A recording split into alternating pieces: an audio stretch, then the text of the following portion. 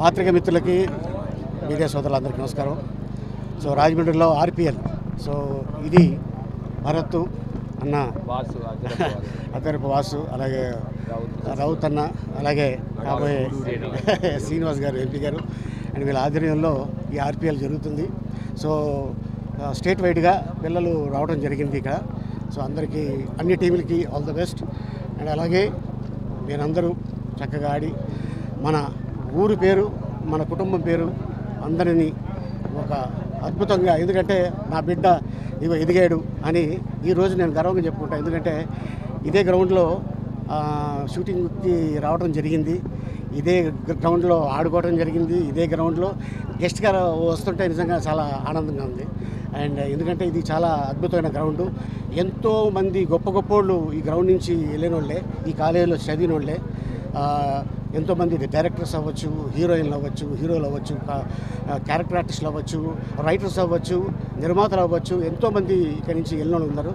So వాళ్ళు success ఎలా సాధించారో అలాగే ఈ టీములు కూడా ఎవరైతే ఉన్నారో కెప్టెన్ అందరికీ ఆల్ ద బెస్ట్.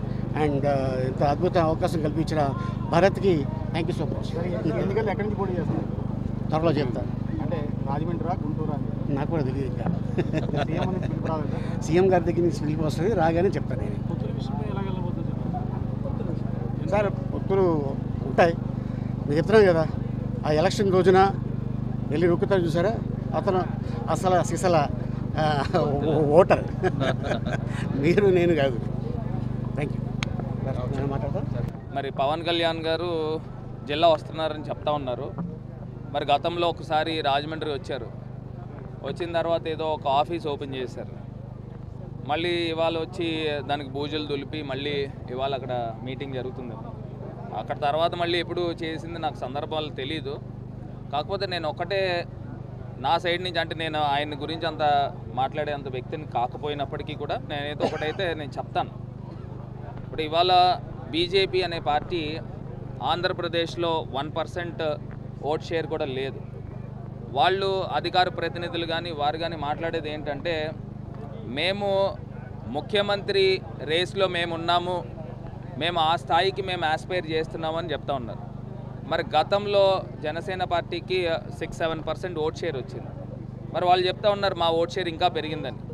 మరి ఒకటే పవన్ కళ్యాణ్ గారు, మిమ్మల్ని నమ్ముకున్న జనసేన కార్యకర్తలు కానీ, లేకపోతే మీ ఫ్యాన్ బేస్ కానీ, లేకపోతే మీకున్న అభిమానులు కానీ మిమ్మల్ని ముఖ్యమంత్రి స్థాయికి వెళ్ళాలని కోరుకుంటూ ఉన్నారు.